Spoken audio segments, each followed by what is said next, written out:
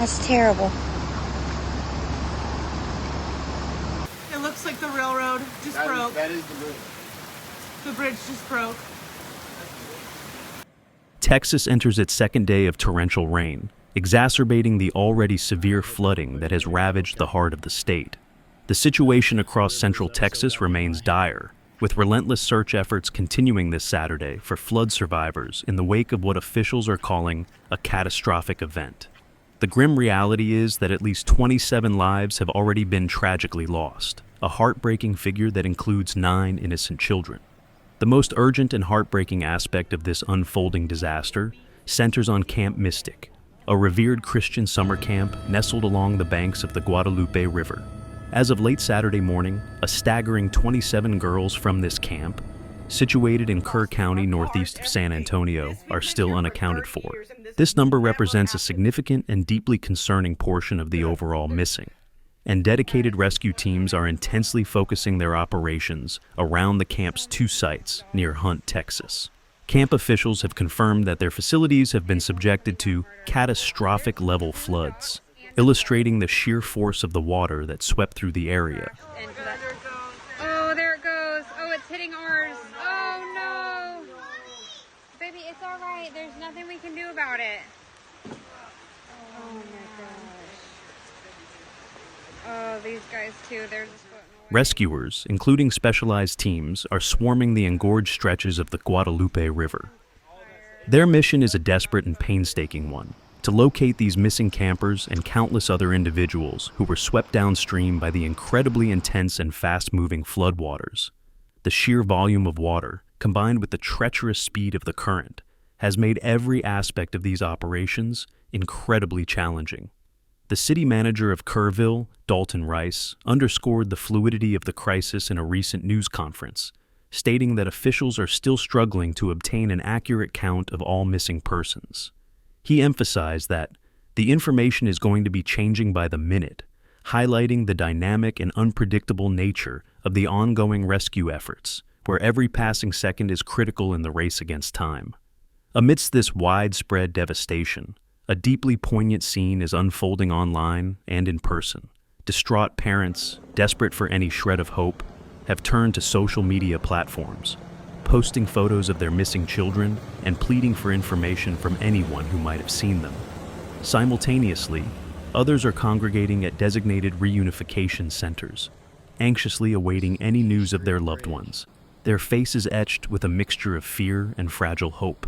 While authorities have managed to identify most of the 27 victims, a somber 7 individuals, 6 adults and 1 child, still remain unidentified.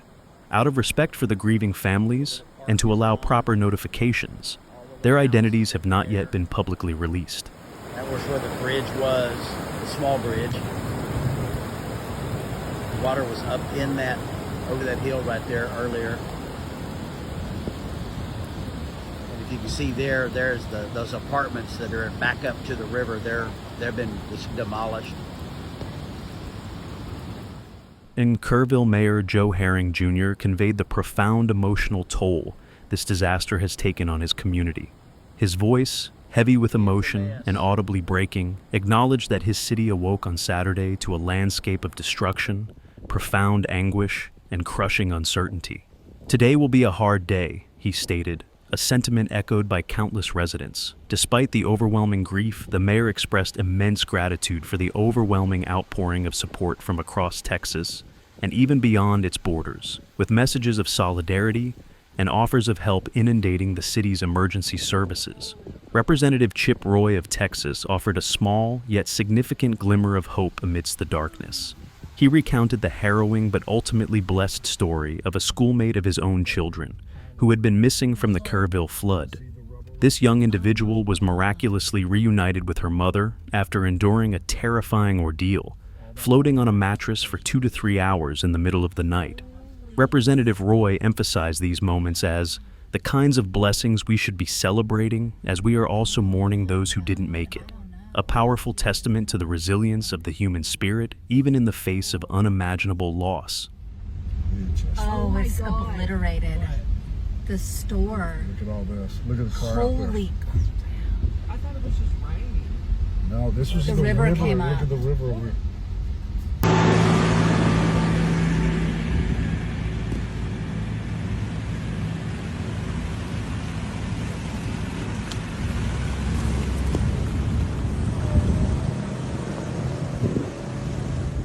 Sheriff Larry Litha of Kerr County has reiterated the unwavering commitment of all rescue teams. He affirmed resolutely, "We will not stop until every single person is found." And he characterized the rescue efforts as both aggressive and painstakingly thorough, acknowledging the immense scale of the task at hand and the unpredictable timeline for its completion. The search area is vast, spanning miles of treacherous riverbanks, debris-strewn landscapes, and submerged areas, making every step of the recovery process slow and meticulous. As of Saturday morning, Sheriff Litha confirmed that 18 adults and 9 children have tragically lost their lives in the Kerr County floods.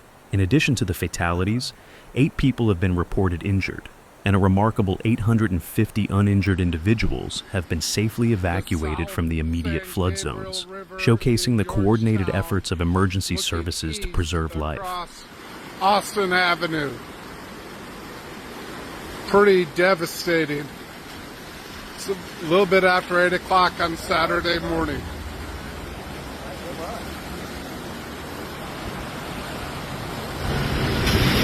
Looking wet, but on the South San Gabriel, Saturday morning, about 8:15.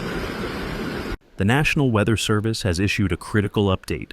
Torrential rainstorms are intensifying approximately 40 miles northeast of San Antonio, directly along the vital Interstate 35 corridor.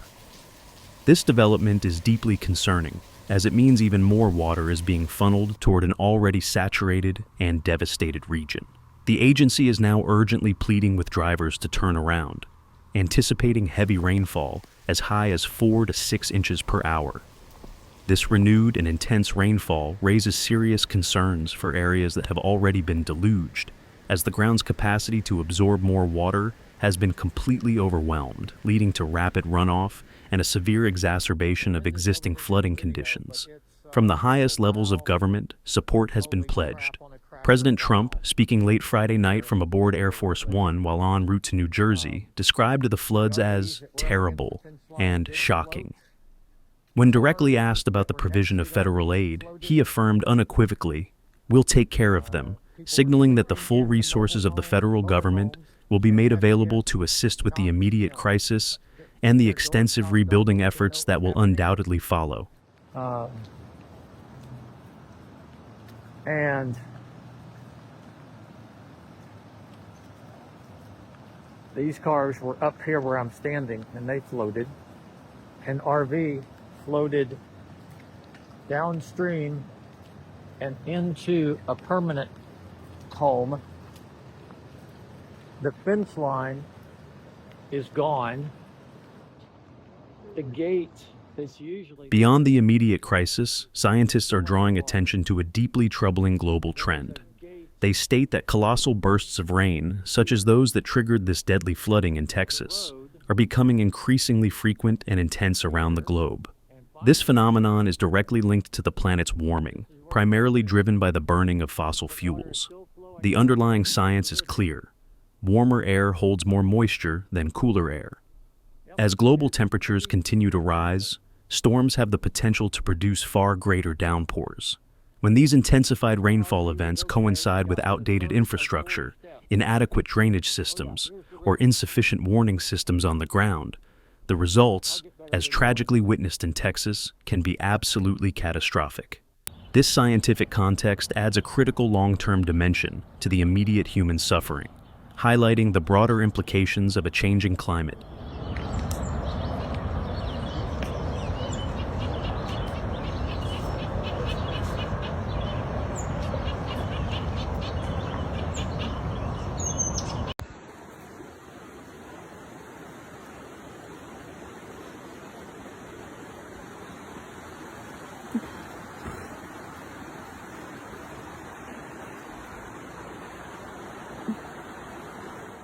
The severe weather has not only brought devastating floods, but also widespread disruption to essential services. Thousands of homes and businesses are without power. In Burnett County, approximately 3,500 customers are currently without electricity, according to poweroutage.us. In Kerr County, the number stands at 2,700. The Kerrville Public Utility Board, which services many homes in the Kerrville area, has communicated via Facebook that power could remain out for days.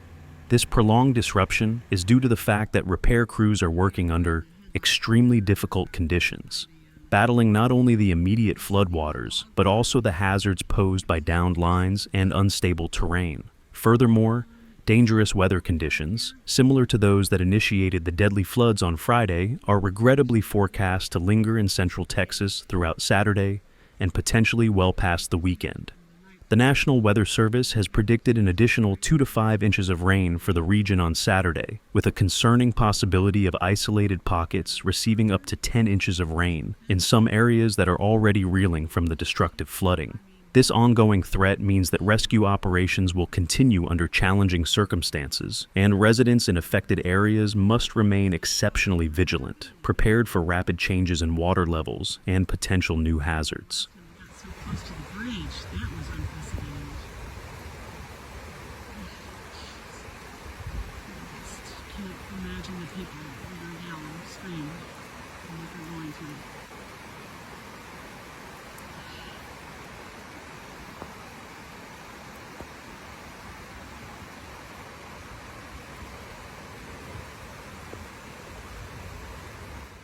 The human stories emerging from this disaster are both harrowing and inspiring.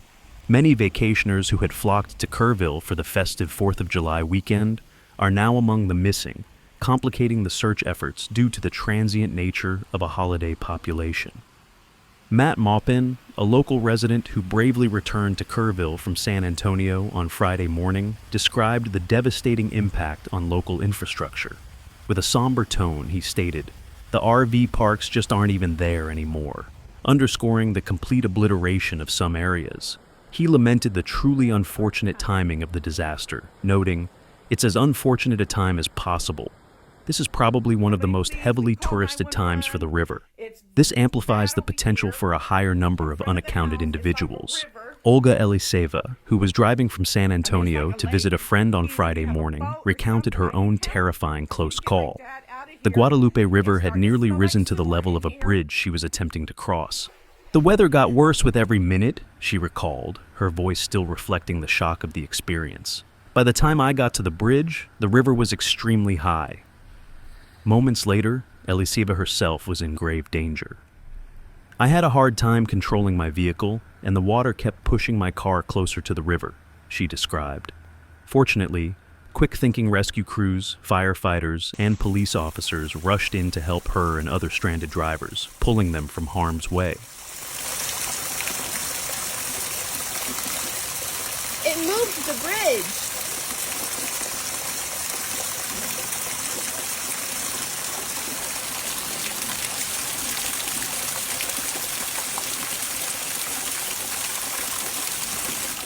As Texans grapple with the overwhelming scale of this deadly flooding in Kerr County, the emotional and logistical burden on residents who have been displaced or have loved ones who are missing is immense.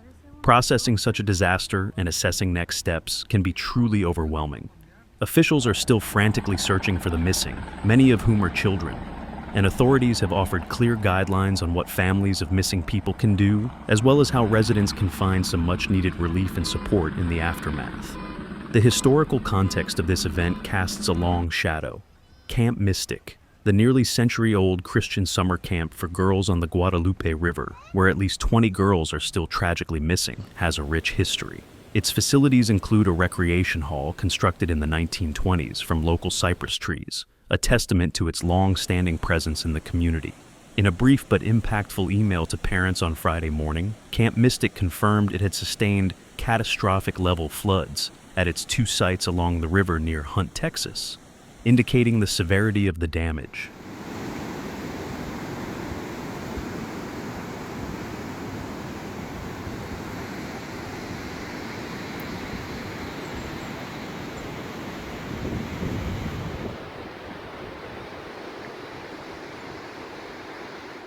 For many Texans, the flooding on Friday has powerfully resurfaced painful memories of a deadly swelling of the waters along the Guadalupe River on July 17, 1987.